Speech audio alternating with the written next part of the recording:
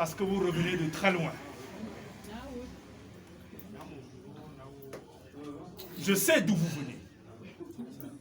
Le Conseil de l'Ordre en était très conscient, qui a décidé de vous accompagner contre vents et marées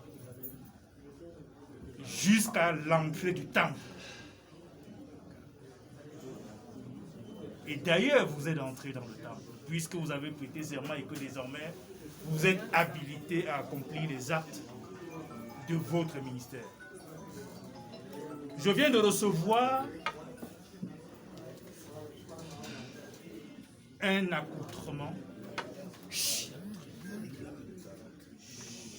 des attributs. Mais je préfère commencer par l'accoutrement, qui, de mon point de vue, est un message dans le contexte sociopolitique d'aujourd'hui. C'est un message de paix que vous avez voulu véhiculer. Je l'ai compris comme tel. Et cette paix, vous la voulez encore plus prononcée lorsque vous me donnez l'arbre de paix. Mais en même temps, vous envoyez le message de l'autorité. Non pas de la dictature, mais de l'autorité. Manier la carotte et le bâton. C'est cela, me semble-t-il, être un leader.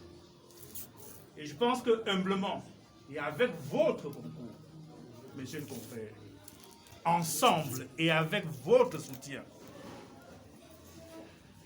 je crois pouvoir réaliser les objectifs que vous nous avez assignés. Quand je parle de nous, c'est ma modeste personne et le Conseil de l'Ordre que j'ai l'honneur de diriger.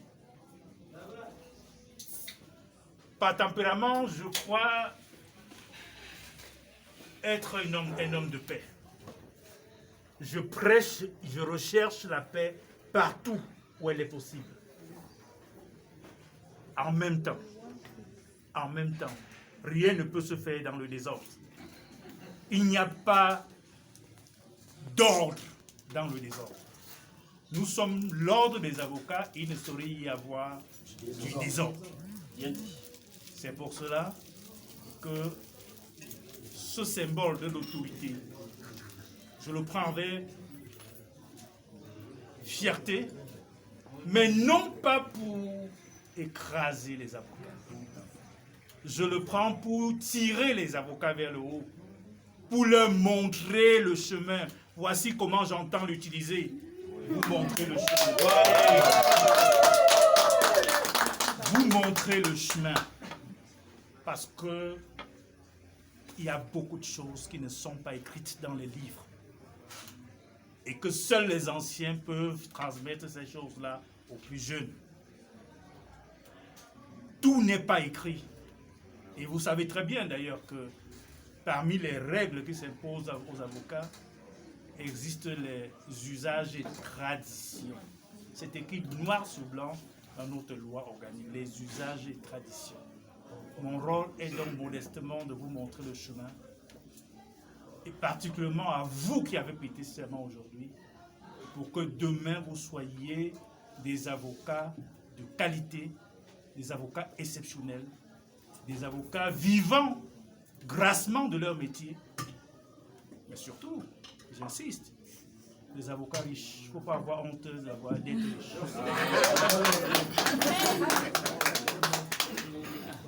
Mille fois merci. Et je voudrais ici inviter Maître Bobda pour le propos conclusif parce que cela fait partie de notre tradition. Super. Je vous ai présenté tout à l'heure Maître Atarana Bikouna, membre du Conseil de l'Ordre. Doyenne. Mais j'insiste chaque fois au Conseil de l'Ordre pour qu'elle soit reconnue, consacrée comme la doyenne du Conseil de l'Ordre. Je suis le bâtonnier, mais elle est sur le plan de l'âge et sur le plan professionnel, mon aîné, elle est respectée comme telle. J'y veille.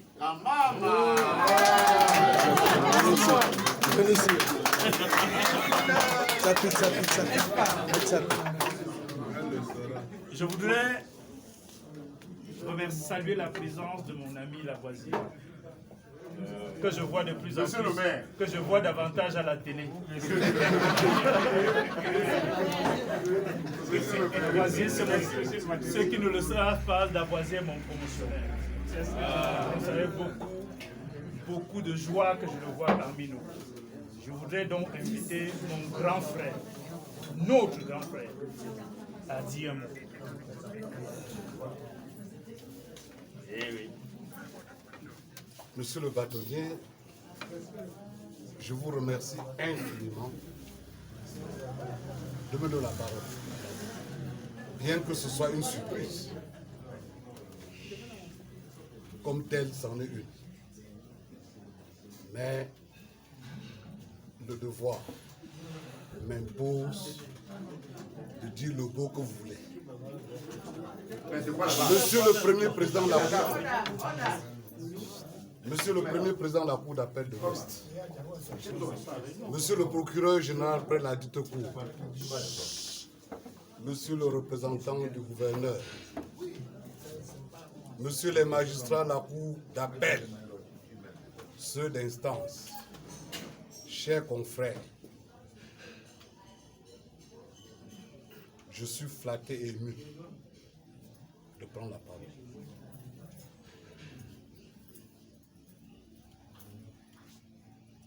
Je ne serai pas long,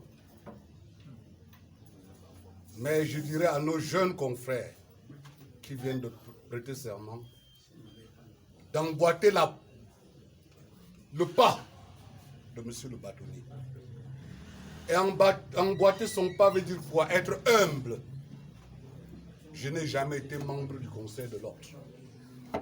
Le plus haut poste que j'ai eu à occuper, ce fut celui de délégué spécial du bâtonnier, vous le savez. Mais pourquoi est-ce qu'il me donne la parole?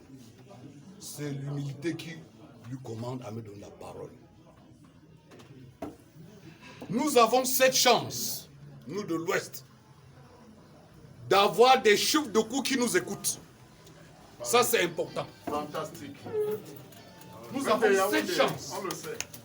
Fantastique. Des chefs de cour de l'Ouest nous écoutent. Et il faudrait qu'on mette à profit ce que Dieu a bien voulu nous donner. Parce que tout pouvoir vient de Dieu. Ça, c'est clair. Monsieur le Premier Président a toujours dit aux avocats, si vous avez un problème, venez me rencontrer. Ne passez pas à droite ou à gauche, venez directement. Et tel a été toujours le souhait de monsieur le procureur général. C'est la raison pour laquelle il est bientôt 16 heures à Mamou. 16 heures à Mamou. C'est la raison pour laquelle ils se retrouvent encore ici. C'est parce qu'ils ont du respect pour ce corps. Ils ont beaucoup à faire, mais ils respectent l'avocature, cet avocat que nous sommes. Je ne peux pas aller au-delà. Monsieur le bâtonnier, je vous ai parlé ici à l'oreille. Je me dois de dévoiler ce secret. Je vous ai dit, en ce qui me concerne personnellement, vous deviez avoir le second mandat. Je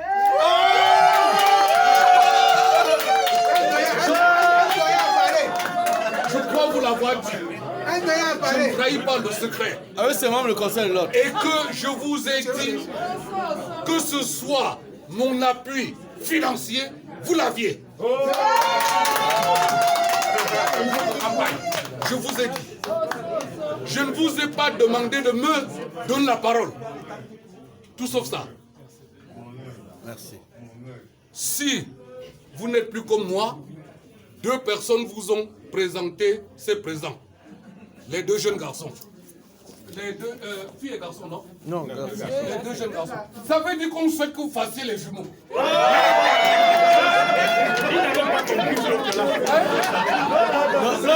L'autre là n'a pas compris. L'autre là n'a pas compris ça. Ouais. L'autre là n'a pas compris.